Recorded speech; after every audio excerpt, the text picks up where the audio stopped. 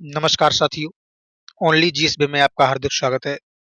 अभी हम पढ़ रहे हैं घटना चक्र, नागरिक शास्त्र या राजनीति शास्त्र, टीजीटी, पीजीटी, एलटी ग्रेड के लिए और जीआईसी प्रवक्ता के लिए। तो इसके 4 भाग हमारे यूट्यूब चैनल पर अपलोड किए जा चुके हैं और ये आज 5वां भाग है। तो आइए देखते हैं पहला क्वेश्चन क्या है हमारा।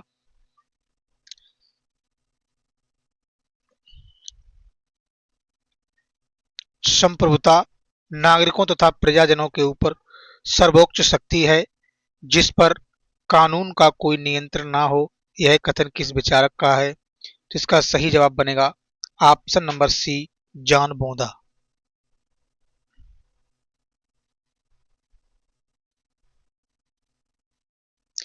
नेक्स्ट है 85। नागरिकों और प्रजाजनों पर विधि से अमर्यादित सर्वोच्च शक्ति संप्रभुता की यह परिभाषा किसने दी है? तो ये बोंदा ने दी है। सही विकल्प बनेगा हमारा ऑप्शन नंबर ए।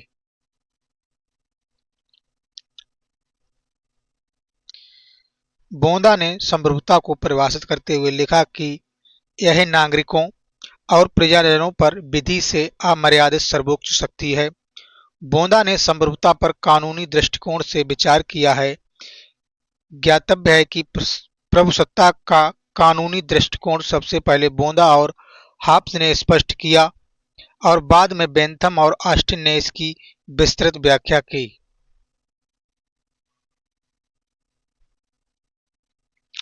अन्य महत्वपूर्ण तथ्य: बोंदा अमर्यादित संप्रभुता सिद्धांत के समर्थक हैं। अमर्यादित संप्रभुता असीम, अदेय, स्थायी तथा अपृथकीकरणीय होती है। संप्रभुता के कानूनी दृष्टिकोण के अनुसार संप्रभु विधि निर्माता है और यह मानव निर्मित विधि से सीमित नहीं है। यद्यपि बोंदा अमर्यादित संप्रभुता के सिद्धांत का प्रतिपादन करते हैं, तथापि वह ईश्वरीय कानूनों, प्राकृतिक कानूनों तथा अंतरराष्ट्रीय कानूनों से संप्रभु को सीमित मानते हैं। अगला प्रश्न है 86। संप्रभुता के विधिवादी सिद्धांत का प्रमुख प्रवक्ता निम्नलिखित में से कौन था? तो इसका सही जवाब बनेगा ऑप्शन नंबर सी, ऑस्टिन।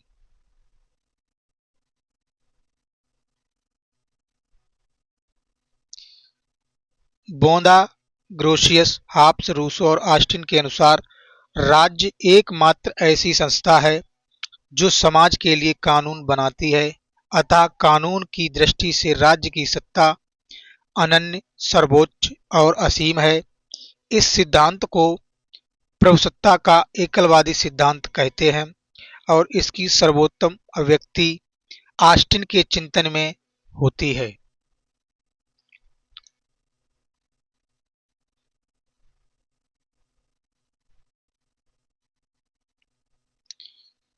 अगला प्रश्न है 87। हाब्स के अनुसार संप्रभु मध्य विभेदीकरण का स्रोत है। तो इसका सही जवाब बनेगा ऑप्शन नंबर डी, उपर्युक्त सभी। अच्छाई और बुराई, नैतिक और अनैतिक, न्यायी और अन्यायी। हाब्स ने संप्रभु को इतना सर्वोच्च एवं निरंकुश बना दिया है कि वह बातों का निर्णय करने का अंतिम प्राधिकार रखता है। अच्छाई बुराई, न्याय अन्याय तथा नैतिक अनैतिक इत्यादि बातें सत्ता के निर्माणाधीन हैं।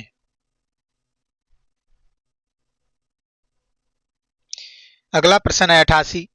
राजनीति विज्ञान की सबसे बड़ी सेवा यह होगी कि प्रभुसत्ता की अवधारणा को समाप्त कर दिया जाए। किसने कहा? तो ये 88 का सही जवाब बनेगा ऑप्शन नंबर ए, लास्की। लास्की राज्य के संप्रभुता के दावे से इनकार करते हैं। वे कहते हैं कि राजनीतिक विज्ञान के लिए यह स्थायी हित की बात होगी कि वह संप्रभुता संपन्न राज्य के विचार का त्याग कर दे। इस अवधारणा के अंतरराष्ट्रीय जगत में अराजकता मचा रखी है, अतः स्थायी शक्ति के लिए इतने स्थायी शांति के लिए इसे त्यागना होगा। प्रश्न नंबर 89 है, निम्नलिखित में कौन नागरिक संप्रभुता सिद्धांत से संबद्ध है? तो इसका सही जवाब बनेगा सी, आर एच टोनी। नागरिक संप्रभुता सिद्धांत का संबंध आर एच टोनी से है। इनके अनुसार राज्य का कार्य नागरिकों को सेवाएं उपलब्ध कराना है, अतः अंततः नागरिक ही राज्य के कार्यों का मूल्यांकन कर उसके औचित्य का निर्धारण करते हैं।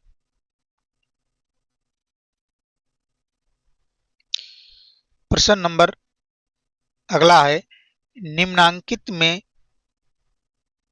निम्नांकित में से किसका यह विचार है? सार्वजनिक सेवा न कि संप्रभुता राज्य का अनिवार्य विशेषता है। तो ये कथन लियो डुग्बी का है। लियो डुग्बी के चिंतन में राज्य के कर्तव्यों को प्रमुखता दी गई है, अधिकारों को नहीं। राज्य का बुनियादी लक्षण जनसेवा है, प्रभुसत्ता नहीं।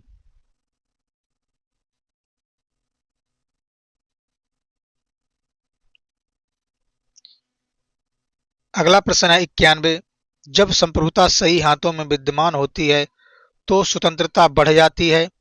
यह कथन किसका है? तो ये कथन आई बर्लिन का है।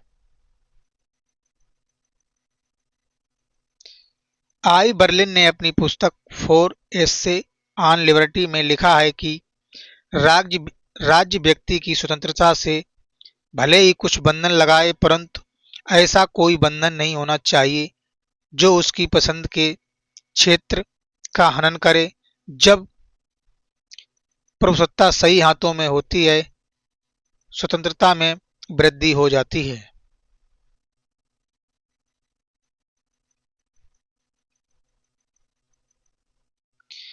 अगला प्रश्न है, नीचे दो वक्तव्य दिए गए हैं, एक को कथन ए और दूसरे को कारण आहर कहा गया है। इन वक्तव्यों के संदर्भ में नीचे उल्लेखित कूटों में से सही उत्तर का चयन कीजिए।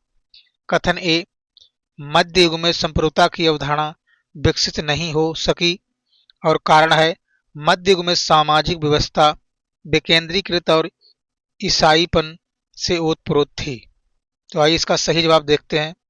तो इसका सही जवाब है ऑप्शन नंबर ए आर दोनों सही हैं और ए की सही व्याख्या आर करता है।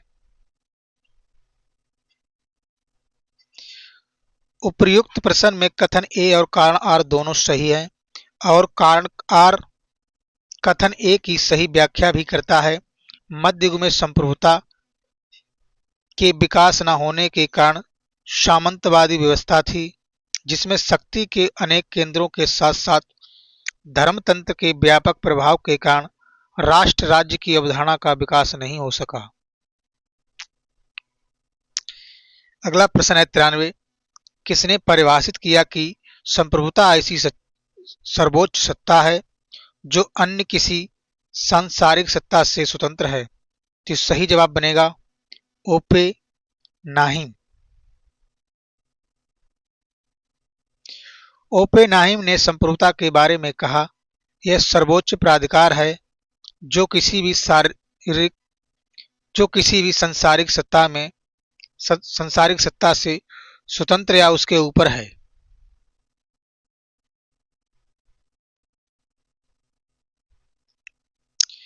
प्रश्न नंबर 94, निम्न सीमित संप्रभुता के सिद्धांत का जनक निम्न में से कौन था? इसका सही जवाब बनेगा ऑप्शन नंबर ए, लॉक। लॉक ने राज्य का ट्रस्टीशिप सिद्धांत देकर उसकी शक्ति को सीमित कर दिया। लॉक के अनुसार राज्य की संप्रभुता मनुष्य के प्राकृतिक अधिकारों के साथ साथ उन शर्तों से भी सीमित है जो कि व्यक्ति और राज्य के मध्य समझौता द्वारा निश्चित की गई थी। अगला प्रश्न है प्रश्न नंबर 95, संप्रभुता एक संपूर्ण वस्तु है, इसे विभाजित करने का अर्थ है इसे नष्ट करना। यह राज्य में सर्वोच्च शक्ति है। हम जितना अर्धवर्ग अथवा अर्ध त्रिभुज की बात कर सकते हैं उतनी ही हम अर्ध संप्रभुता की, यह किसने कहा? इसका सही जवाब बनेगा कैलहाउन। संप्रभुता के संबंध में उपयुक्त कथन कैलन का है। प्रश्न नंबर 96, किसने कहा कि संप्रभु राज्य के दिन अब लद चुके हैं? तो ये सही जवाब बनेगा ऑप्शन नंबर डी, मैटलैंड। उपर्युक्त प्रश्न में पूछे गए कथन लिंडसे का है। लिंडसे ने परंपरागत संप्रभुता के एकलवादी सिद्धांत की आलोचना करते हुए कहा कि अन्य समुदाय जो व्यक्ति के विकास में राज्य से महत्वपूर्ण भूमिका निभाते हैं, राज्य के समान ही लोगों की निष्ठा प्राप्त करने का अधिकार रखते हैं।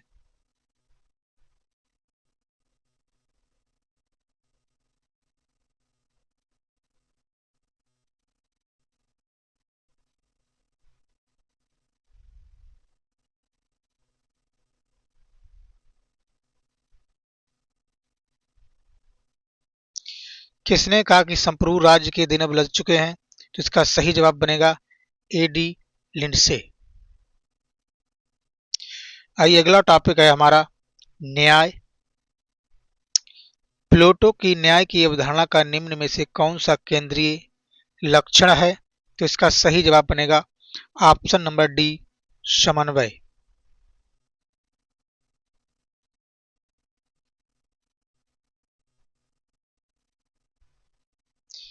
प्लेटो के अनुसार अपने प्रकृति स्थित गुणों के अनुसार कार्य करना न्याय है।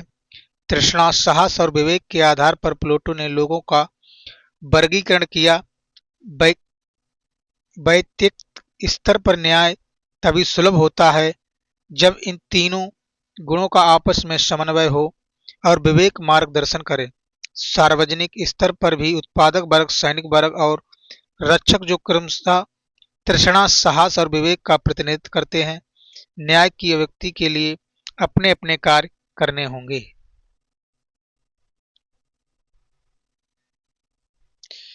प्रश्न 2 है, प्लेटो की रिपब्लिक का उपशीर्षक क्या है? तो इसका सही जवाब बनेगा ऑप्शन नंबर ए, न्याय से संबंधित। प्लेटो ने रिपब्लिक में विभिन्न व्यक्तियों के मध्य हुए लंबे संवादों के माध्यम से स्पष्ट किया कि हमारा न्याय से होकर सरोकर होना चाहिए। रिपब्लिक का उपशीर्षक न्याय से ही संबंधित है। प्रश्न 3, न्याय का अर्थ है कि कोई भेदभाव नहीं किया जा सकता।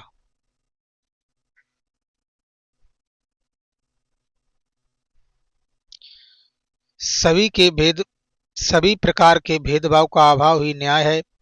ऑगस्टाइन के अनुसार न्याय एक व्यवस्थित और अनुशासित जीवन व्यतीत करने तथा उन कर्तव्यों का पालन करने में है जिनकी जिनकी की अव्यवस्था मांग करती है। वे आगे कहते हैं कि जिन राज्यों में न्याय नहीं रह जाता वे डाकुओं के झुंड मात्र कहे जा सकते हैं। अन्य महत्वपूर्ण तथ्य, थ्री मेकर्स के अनुसार न्याय शक्तिशाली का हित है। सैफालस के अनुसार न्याय सत्य बोलने तथा अपना कर्ज चुकाने में है। प्लेटो के अनुसार प्रत्येक व्यक्ति का अपना विशिष्ट कार्य करना तथा दूसरों के कार्य में हस्तक्षेप न करना ही न्याय है। प्रश्न नंबर 4 है, प्लेटो ने समर्थन किया न्याय का तात्विक सिद्धांत।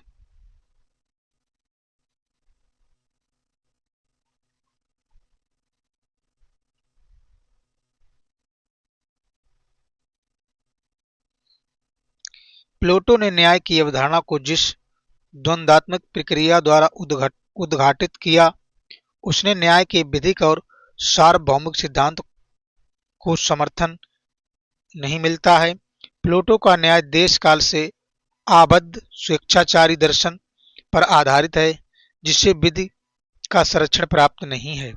संपूर्ण न्याय प्रणाली को दार्शनिक राज्य पर आधारित कर न्याय के तात्विक सिद्धांत का समर्थन किया है। प्रश्न नंबर 5 है, राजनीतिक न्याय सुनिश्चित होता है? तो इसका सही जवाब बनेगा ऑप्शन नंबर बी, संविधान द्वारा।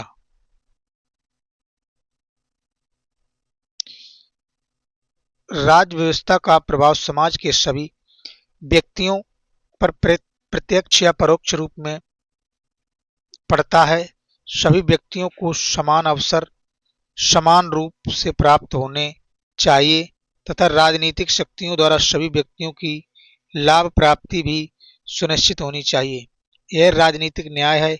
इसकी प्राप्ति स्वाभाविक रूप से एक प्रजातांत्रिक व्यवस्था के अंतर्गत ही की जा सकती है, जिसका आधार स्रोत संविधान होता है। अन्य महत्वपूर्ण तथ्य, राजनीतिक न्याय प्राप्ति के मुख्य साधन है। वयस्क मताधिकार सभी व्यक्तियों को भाषण, विचार, सम्मेलन, संगठन आदि नागरिक स्वतंत्रताएं, प्रेस की स्वतंत्रता, न्यायपालिका की स्वतंत्रता, भेदभाव के बिना सार्वजनिक पदों हेतु सभी को समान अवसर आदि। राजनीतिक न्याय की धारणा में यह तथ्य निहित है कि राजनीति में कोई कुलीन या विशेषाधिकार प्राप्त वर्ग नहीं होगा।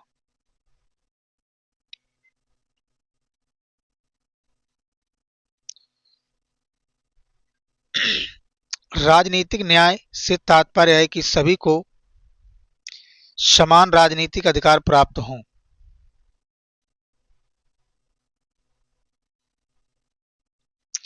नीचे दो वक्तव्य दिए गए हैं। एक को कथन ए और दूसरे को कारण आर कहा गया है।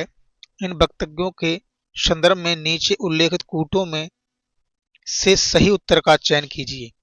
राजनीति जीवन ही की सर्वोच्च अच्छाई न्याय है। न्याय व्यक्ति को उसके अपेक्षित प्रदान करता है तथा दंड अथवा क्षतिपूर्ति के माध्यम से उसकी त्रुटियों को ठीक करता है। तो इसका सही जवाब बनेगा ऑप्शन नंबर ए। ए तथा आर दोनों सही हैं और ए की सही व्याख्या आर करता है।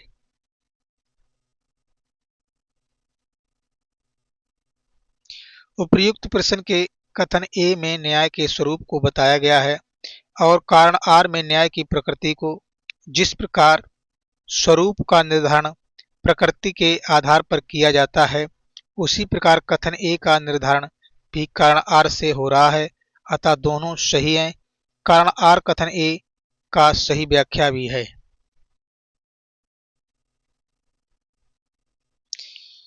प्लेटो का न्याय संबंधी सिद्धांत स्थिर या निष्क्रिय, आत्मनुवादी, अनैतिक, अव्यवहारिक और अमनोवैज्ञानिक है। यह कथन किसका है? तो ये कथन वारकर का है। प्लेटो ने न्याय को कानूनी आधार न प्रदान करके इसके महत्व को कम कर दिया। इसलिए वारकर ने प्लेटो के न्याय सिद्धांत को निष्क्रिय, आत्मनुवादी, अनैतिक, अव्यवहारिक और अमनोवैज्ञानिक कहा। अगला प्रश्न है 9, राल्स की न्याय की धारणा है। तो इसका सही जवाब बनेगा उदारवादी।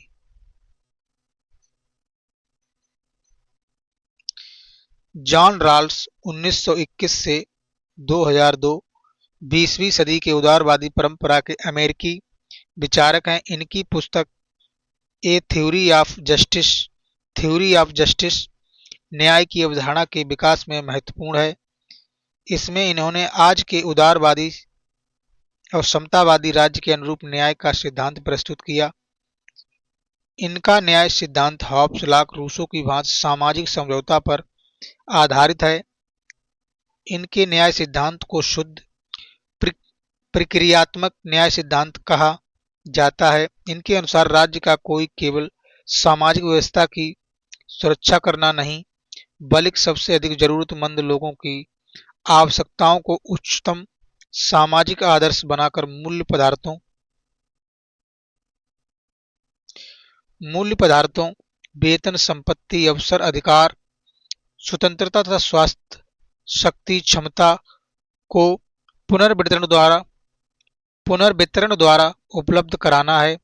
राल्स के अनुसार न्याय पुरस्कार का सिद्धांत न होकर क्षतिपूर्ति का सिद्धांत है।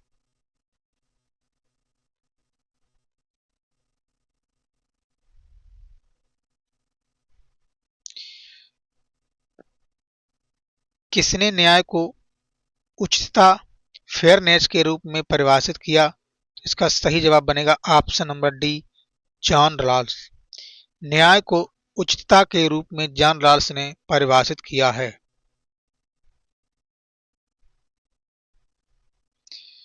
निम्नलिखित में कौन समुदायवादी विचारक है? तो इसका सही जवाब बनेगा चार्ल्स ट्रेलर। समुदायवादी दृष्टिकोण ऐसी वितरण व्यवस्था का समर्थन करता है जिसमें समुदाय के प्रति व्यक्ति की प्रतिबद्धता पर बल दिया जाता है। चार्ल्स ट्रेलर ने अपनी कृति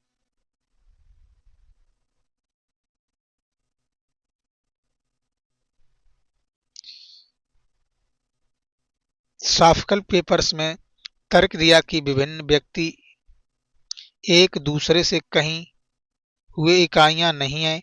कोई भी व्यक्ति केवल समुदाय विशेष के अंतर्गत ही अपने लिए शुभ की संकल्पना कर सकता है।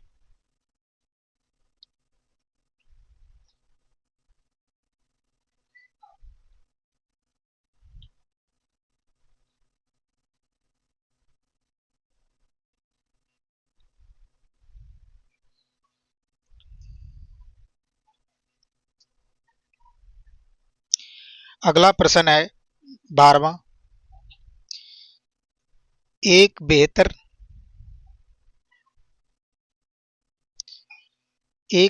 न्यायिक समाज की प्रकृति तथा उद्देश्य न्याय सिद्धांत का मौलिक अंग है। यह कथन किसका है? जिसका सही जवाब बनेगा जॉन रॉल्स। एक बेहतर न्यायिक समाज की प्रकृति तथा उद्देश्य न्याय सिद्धांत का मौलिक अंग है। यह कथन जॉन रॉल्स का है। जॉन रॉल्स ने अपनी कृति ए थ्योरी ऑफ जस्टिस में सामाजिक संविदा और कांट के विधि दर्शन को पुनर्जीवित करने का प्रयास किया है। जॉन रॉल्स ने अपने न्याय सिद्धांत को शुद्ध प्रक्रियात्मक न्याय की संज्ञा प्रदान की है।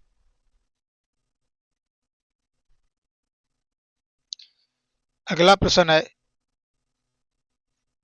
13। जॉन रॉल्स ने अपने न्याय सिद्धांत को क्या संज्ञा दी है? तो इसका सही जवाब बनेगा ऑप्शन नंबर डी, शुद्ध प्रक्रियात्मक न्याय।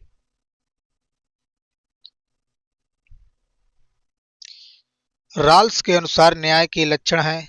तो इसका सही जवाब बनेगा ऑप्शन नंबर डी, उपर्युक्त सभी। न्याय समाज का प्रथम सद्गुण है, प्रक्रियात्मक न्याय की प्रधानता है और सामाजिक न्याय से सरोकार है।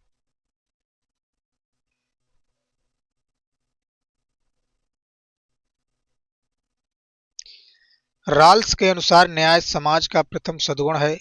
यह प्रक्रियात्मक होता है एवं इसका सरोकार सामाजिक न्याय से होता है। अन्य महत्वपूर्ण तथ्य। समकालीन उदारवादी चिंतक जॉन रॉल्स ने अपनी कृति ए थ्योरी ऑफ जस्टिस न्याय सिद्धांत में तर्क दिया कि उत्तम समाज में अनेक सद्गुण अपेक्षित होते हैं जिनमें न्याय का स्थान सर्वप्रथम है। न्याय उत्तम समाज की आवश्यक शर्त है किंतु यह उसके लिए पर्याप्त नहीं। रॉल्स के अनुसार न्याय की समस्या प्राथमिक वस्तुओं के न्यायपूर्ण वितरण की समस्या है। ये प्राथमिक वस्तुएं हैं अधिकार एवं स्वतंत्रताएं,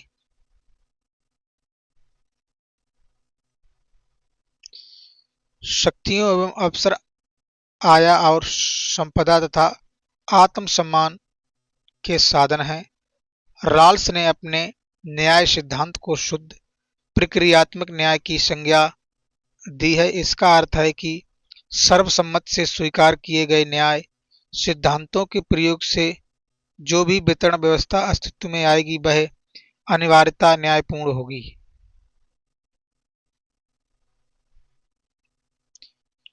रॉल्स ने न्याय की सर्वसम्मत प्रक्रिया निर्धारित करने हेतु सामाजिक अनुबंध सोशल कॉन्ट्रैक्ट की तर्क प्रणाली अपनाई।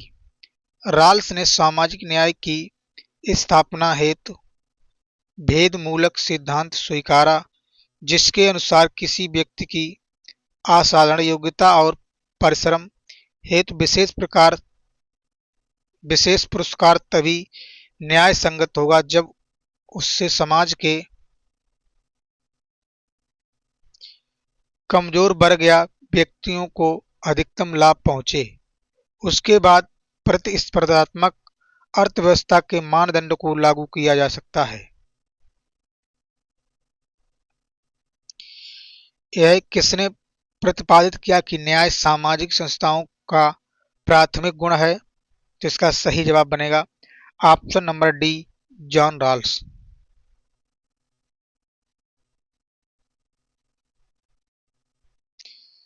यह किसने प्रतिपादित किया कि न्याय सामाजिक संस्थाओं का प्राथमिक गुण है?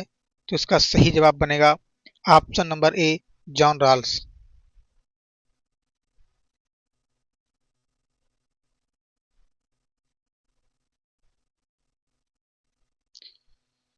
अगला प्रश्न है, निम्नलिखित में से किसने यह विचार व्यक्त किया कि यदि न्याय व्यवस्था न हो तो राज्य लुटेरों की टोली बन जाता है? तो इसका सही जवाब बनेगा सेंट ऑगस्टाइन।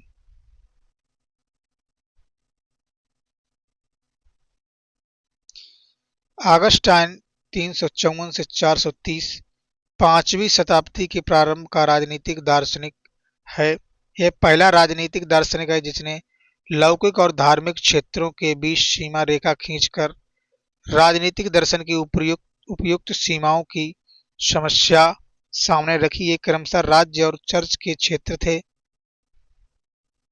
इनके अनुसार राज्य स्वतंत्र, मनुष्य पर स्वतंत्र, मनुष्यों का शासन है। ऑगस्टाइन न्याय को राज्य का प्रमुख तत्व मानता है।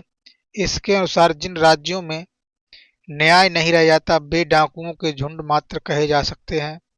एक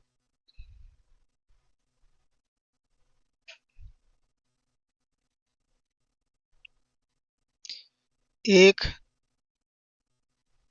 अन्य स्थान पर ये कहते हैं कि न्याय एक व्यवस्थित और सुनिश्चित जीवन व्यतीत करने तथा उन कर्तव्यों का पालन करने में है जिनकी व्यवस्था मांग करती है। अन्य दार्शनिकों के अनुसार न्याय की परिभाषा थॉमस एक्विनास प्रत्येक व्यक्ति को उस उसके अपने अधिकार देने की निश्चित और सनातन इच्छा न्याय है। प्लेटो न्याय मानव आत्मा की उचित अवस्था और मानवीय स्वभाव की प्रकृति मांग है।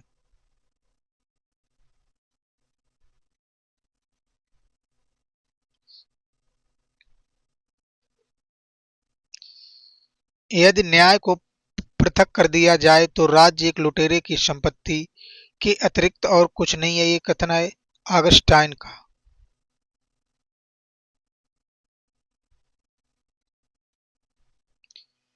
जिन राज्यों में न्याय नहीं होता है वह डाकुओं का समूह है।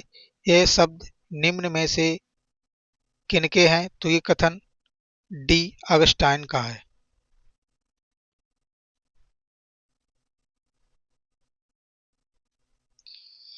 निम्नलिखित में से किसके अनुसार शक्तिशाली का हित ही न्याय है? तो इसका सही जवाब बनेगा ऑप्शन नंबर सी, थ्रेसीमेकस।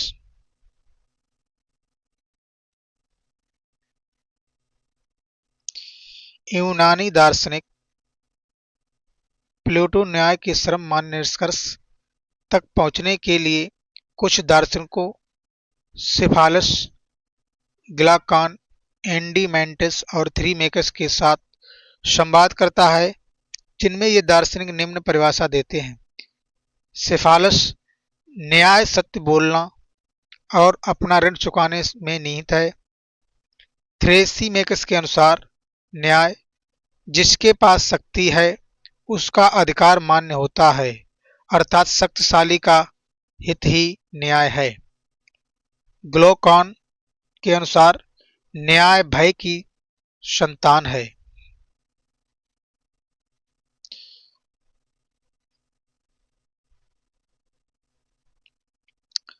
सुकरात के अनुसार न्याय व्यक्तियों का परस्पर संबंध है जो सामाजिक संगठन पर आश्रित है अतः समुदाय की संरचना के संदर्भ में ही इसका अध्ययन उपयुक्त है, व्यक्तियों के आचरण की विशेषता के रूप में नहीं।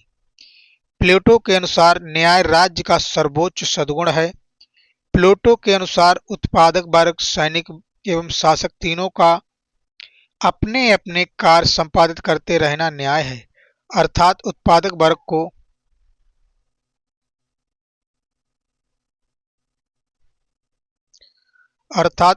वर्ग को सैनिक वर्ग से संरक्षण प्राप्त है और दार्शनिक वर्ग से मार्गदर्शन प्राप्त होता है।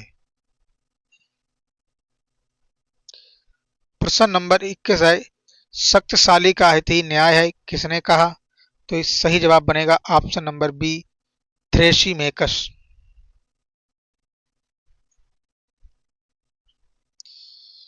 किसके मतानुसार न्याय शक्तिशाली का हित है?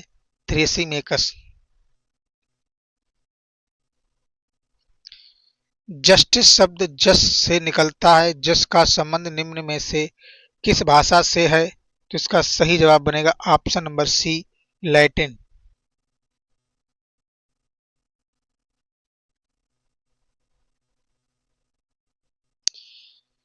जस्टिस शब्द जस से निकलता है, जस का संबंध लैटिन भाषा से है, जस का अर्थ कानून या न्याय है। लैटिन भाषा में न्याय को जस्टिसिया भी कहा गया है।